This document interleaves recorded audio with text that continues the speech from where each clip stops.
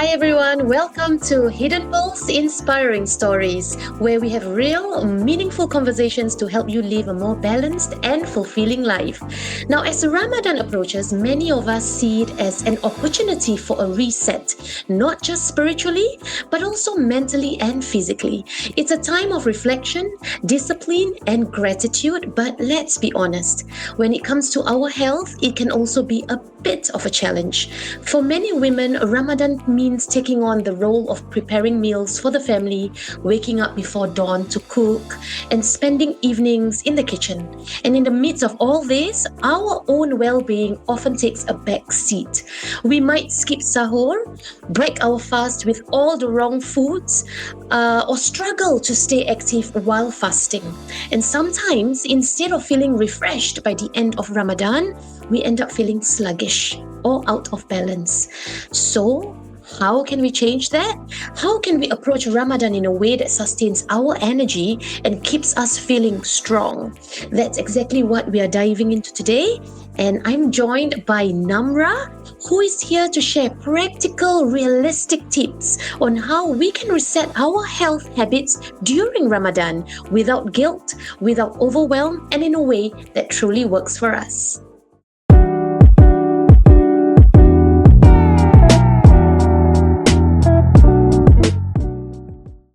Hi everyone. Now today I'm joined by Namra, who is here to share practical, realistic tips on how we can reset our health habits during Ramadan without guilt, without overwhelm, and in a way that truly works for us. So, Sis Namra, welcome to this latest episode of Hidden Pearls Inspiring Stories. Thank you so much for accepting this invitation.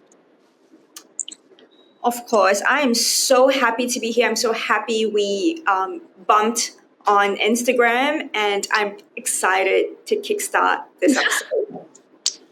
Nice. Okay.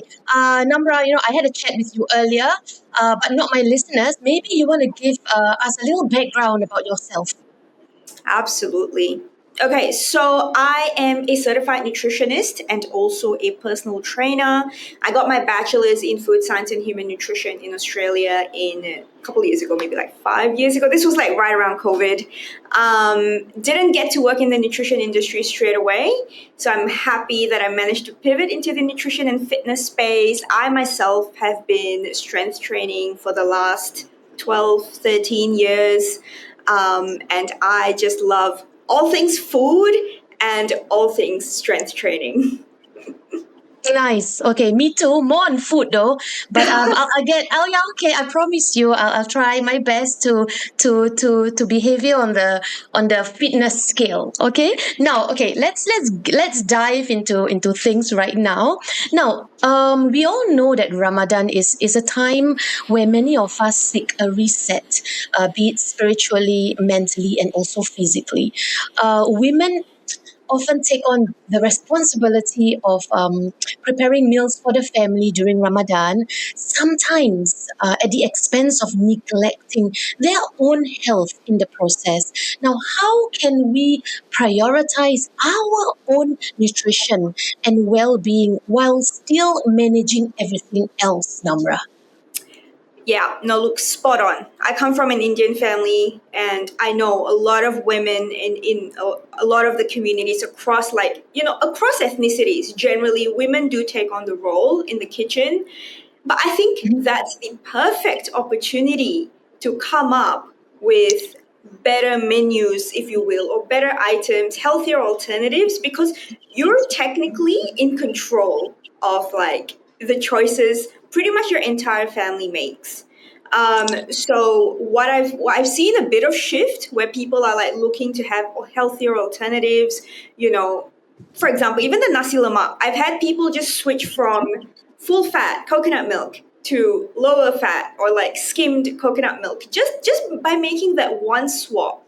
And like families don't even notice, to be honest. They're just like, yeah, this is delicious. And they've already made that swap, reduced their saturated fat content in that meal, and it's Mm. still delicious. So it's like best of both worlds, right? So I completely agree. Okay, we're generally really exhausted. And in this month, we have to remember that spirituality and our spiritual goals will be priority, and then followed by our health and our fitness and our whatever goals we have. But if we can focus on our health goals, we can actually show up for our faith better as well. Wow, that that's so correct. Wow, your last line there is wow, it's a pow wow. Okay, so it's about, yeah, you're right. We are the chief chefs at home, and it's also about mindful cooking, right? Yes. Am I right to say this? Yeah. So okay. So nasi lemak doesn't sound bad after all, huh? With that switching of the coconut content. So I like that. Well done. Nice one, Namra. Thank you so much. Now many struggle with what to eat for sahur. Yeah. Some skip it. Some rely on just coffee, and others load on heavy carbs. You're talking about rice for energy, to last for the rest of the day. Now, what would you recommend for a balanced sahur that keeps us energized and full for longer? Yeah. Okay. That is a fantastic point. And I mean, depending on where you are in the world, you're waking up at really odd hours. You know, you could be, sometimes Mm, it's like 2, 3 in the morning, sometimes it's 4 or 5 a.m., but it's mm, generally odd timings that we're not used to. So we really want quick meals. Not all of us have the luxury to like have proper balanced meals.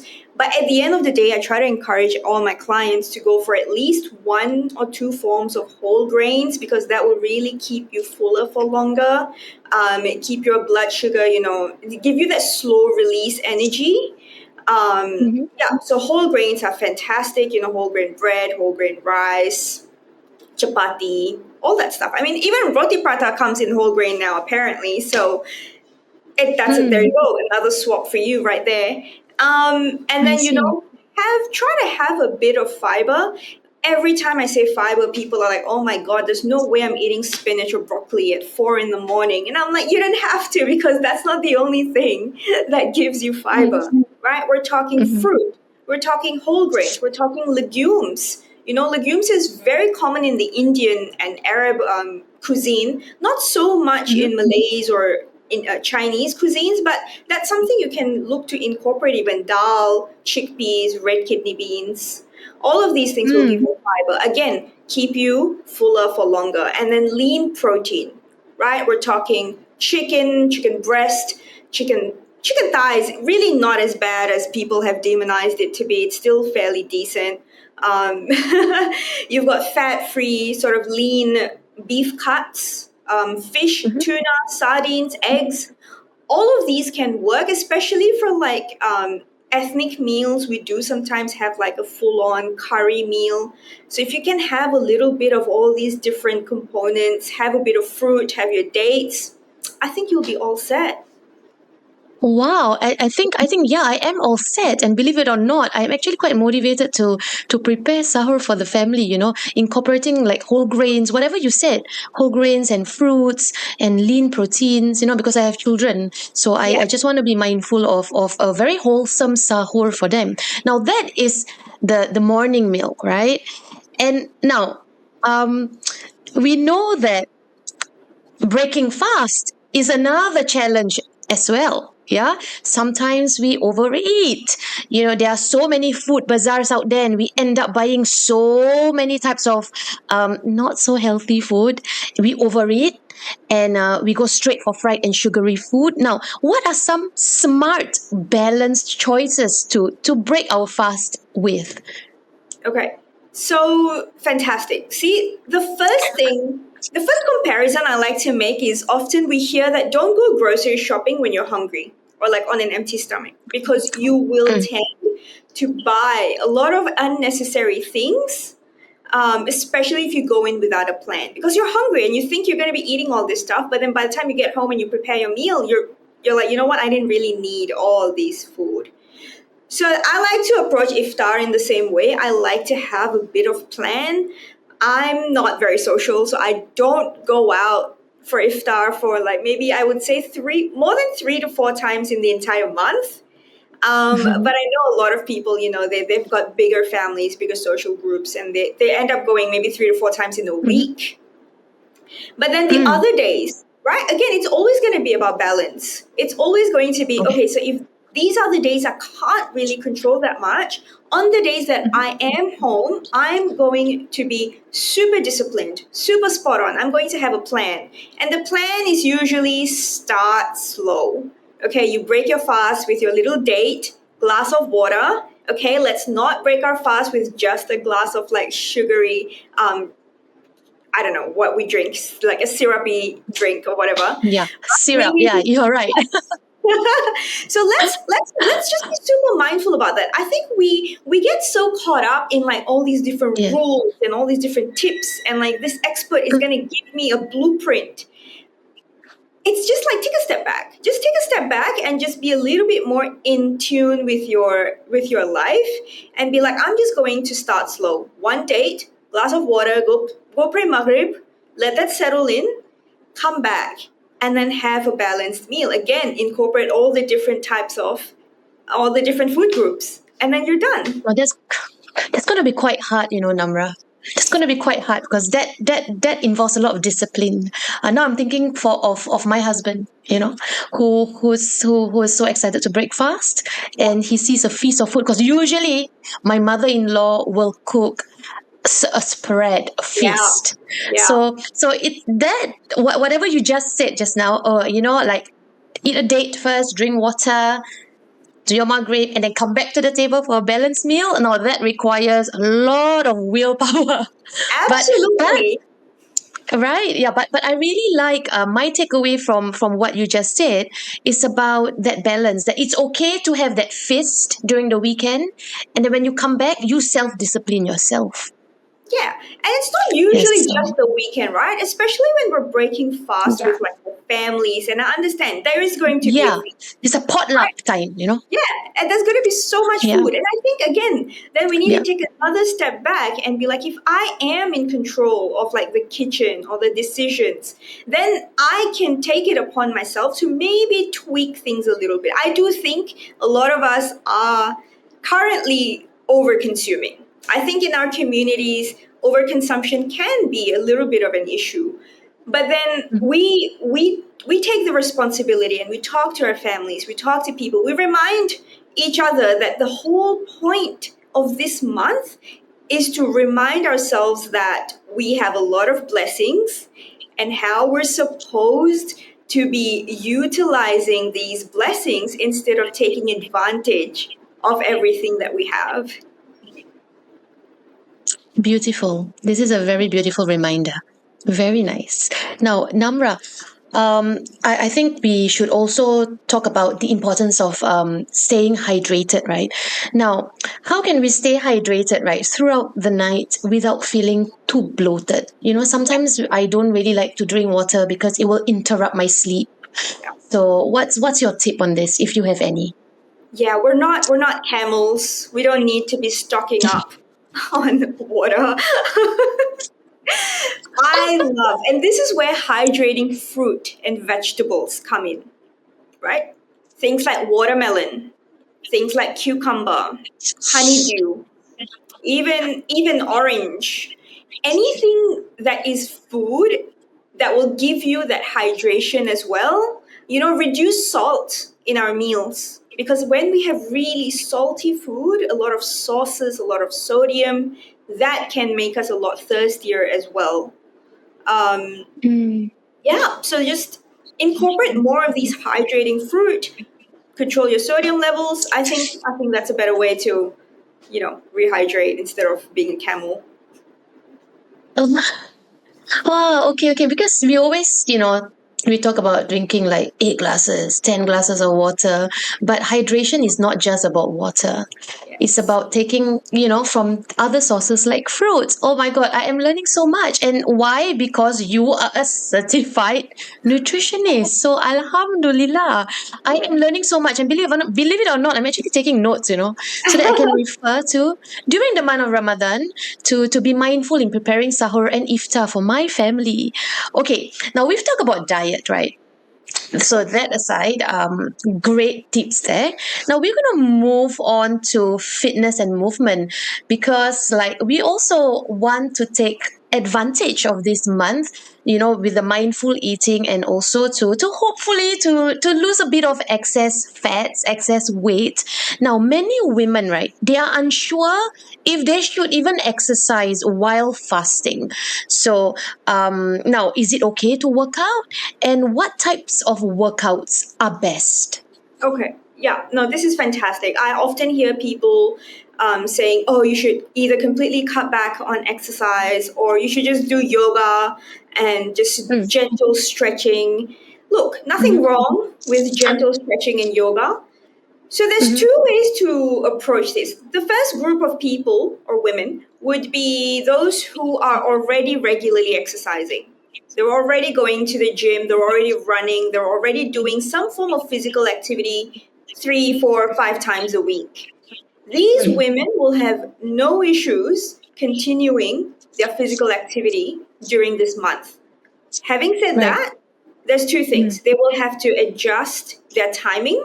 If they're used to going during, for example, like during lunch break in the office, that might not work as well for them, because then they're mm, going to be thirsty from like 3 o'clock in the afternoon to 7, 8 o'clock whenever you're breaking your fast. Not so ideal. mm, So adjust your timing around sahur and iftar. The other ah, thing the other thing will be adjust your intensity. This is not the month to be trying to hit your personal records.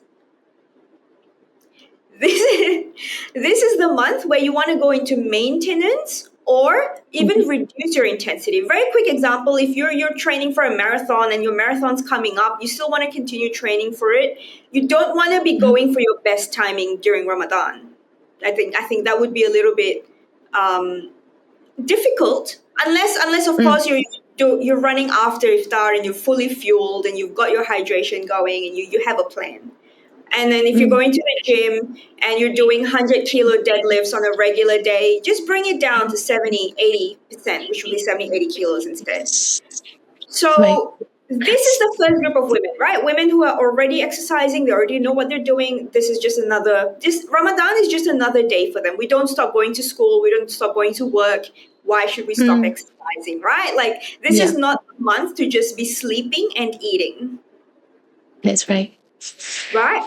Yeah, So that's so the it's about not, yeah, you yeah, don't overexert yourself, right? exactly.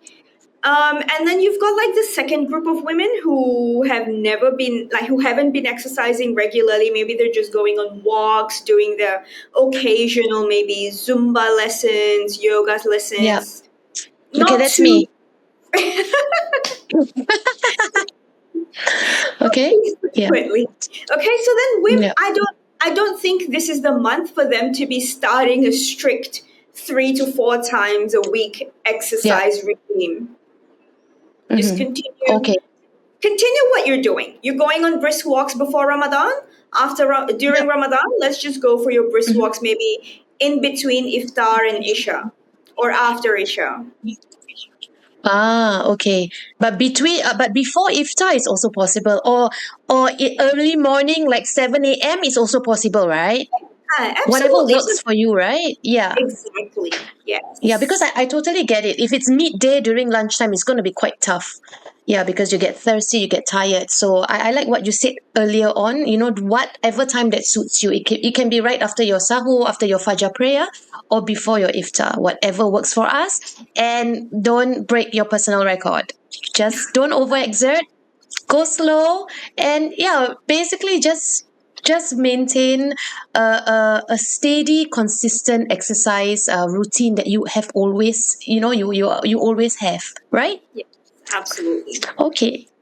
Now, okay, but we are not as strong as ladies like yourself. Okay, sometimes we do feel weak during fasting, and we think that exercise might make it worse. How can we then balance movement without feeling exhausted? I think then we'll have to tie it back with our nutrition. Often our Okay. energy levels is Mhm. determined by our nutrition. Are we having enough carbs? Are we having enough lean protein that will help us maintain our muscle mass? Um, Right. this month is really all about maintenance, right? So we're not looking to Mhm. build a lot of muscle mass in this month. So once you've Mhm. like looked at your nutrition and you're like, yeah, no, I think I've got enough, a good amount of carbs in there. I've got simple carbs. I've got white rice, brown rice, bunch of different fruit, noodles, pasta, all of that. And you realize, okay, you know what? Exercising is actually really draining me. Of course, Mhm. let's cut back on the intensity and frequency. That's the first thing I would do. So normally on a regular day, if I'm exercising an intense exercise 6 times a week, in Mhm. Ramadan, honestly, I just cut back to 2 to 3 times a week. Right. Okay, reducing Right. frequency can help adjust your timing. If you're someone who is not a morning person, I don't Mhm. think waking up before sahur is going to work. So work Right. with you feel best. So if you're generally a Right. nighttime person, then just work with that and just go for your walk. Reduce the intensity. Don't go for a run. Just reduce the Mm. intensity. Again, we don't want to feel worse in this month and at the end of the month be like, thank God it's over. We want to be like, oh my God, I Yeah. can't wait for next Ramadan because I've done so well this month and I've felt really good. Right. Yeah, you're right. There's no exact blueprint that can work. It's not the one size fits all for us, right? And I like what you said as well, how nutrition and exercise, they are actually very much correlated. So I feel that, okay, on the days that I want to work out, then I have to be more mindful and eat better to sustain this movement that I aim to have for the day. Yeah. Okay, now let's now talk about mindset, right? Like as much as there are people losing weight during Ramadan, but there are also some of us actually gain weight during Ramadan, while others will go into extreme restriction. Now, how can we then shift this mindset to focus on sustainable health? Like what you said, like we want to continue the good habits, rather than short term results. How can Yeah. we have this shift of mindset? Oh my God, I wish I had the answer to that. Honestly, Right. I Okay. I would I would do anything to be able to convince people and this is why it's hard for Right. me to be a coach because quick results sell. People love hacks. And Right. people often think that fat loss is going to take 12 weeks or 16 weeks. So if I can get started Mm. in Ramadan, that's like one quarter way through. That's amazing. And then we'll continue Yeah. the momentum. Mm. Um, I always say this, it's always going to be nourishment over numbers. So Okay. if we can just shift on Right. adding more nutrients on our plate and Mm-hmm. increasing the volume of our meals, Mm-hmm. we will see that the results long term. So whatever we think happens in 12 or 16 weeks actually takes years, and social media Mm-hmm. has ruined the expectations that we have when it comes to Yeah. fat loss. You're right. Look, some people gain weight, some people lose weight during Ramadan. Mm. And Mm. and it's very, very easy to I'm Indian. Our Mm-hmm. samosas are delicious. Deep fried samosa is like the love of my life. Yeah, Malay also. Malay Yeah, also. Nasi yeah. ambeng, Yeah, Malay also. Same. So what have I done? I've started air frying them. I've already cut down on Right. the oil. I haven't compensated on taste, and they're still crunchy. They're still delicious, and Right. that's where like I need people's mindset to be. It's about there's no such thing. I think the other mindset shift is there's no such thing as good or Mhm. bad foods. Right. Food is just food. Of Mhm. course, having said that, there are foods that we should be having a lot of, right? Fruit, vegetables, legumes, whole grains, fish, chicken, all of that. And then there are things that we should be minimizing, things like trans fat, saturated fat, sugar, sodium. We should be. but there's no such thing as good or bad food because it depends on the context. If, Right. for example, if adding dressing with olive oil, salt, sugar to my salad will help me eat that salad and get more vegetables in, then that dressing is good for me. Right. You don't have to feel guilty about that dressing, right? No, and you don't have to be Yeah. miserable. People really think that in order Yeah. to lose body fat, you have to be Mhm. miserable. You can't enjoy life if you're looking to lose body fat. Yeah, that's so true. No, I forgot to actually ask you one question. Because yeah, I think you are the best person for me to ask this question. What about like supplements? Do you think we need the help of supplements to assist us in being more energized? I will always be a food first nutritionist. Right. I will always be that. But having said that, Mm-hmm. sometimes Mm-hmm. things like, especially if you're exercising a lot and you're Mm-hmm. losing a lot of salt, electrolytes can be very helpful. Right. Magnesium can be helpful because Right. your sleep is all over the place. Okay. And it's something you might want to start before Ramadan. It takes some time to take into effect. Mm-hmm. So I will always be a food first, but things like omega 3, things like fish oil, all these things can help with improving our energy levels. So Right. definitely not a bad idea, but Huh? Okay. now it's the time. Now this week is probably the time we start like looking at our nutrition habits and be like, how am Mm-hmm. I feeling now? And if I go into Ramadan doing exactly what I'm doing now, will I continue to have good energy? Will I still be able to show up the best for my prayers and my ibadah and all of that? Like, just now is the time to start like taking notes, I would say. Right, nice, beautiful. Okay, now, okay, Ramadan is a month of Ramadan, and then we have the Eid festivities, right? And there's often guilt around indulging in traditional foods like lontong, rendang, at every house that we visit, yeah? And sweet treats, all those cakes, your cookies during this Raya visiting. So how can we enjoy them in a balanced way without without shame? Yeah, no, absolutely. I used to have so much shame and guilt around like delicious foods and oh no, Yeah. like this plate is going to make me gain weight and all of that. So there's a few mindset shifts here again and a few tips here. So the first one is always going to be um, Mhm.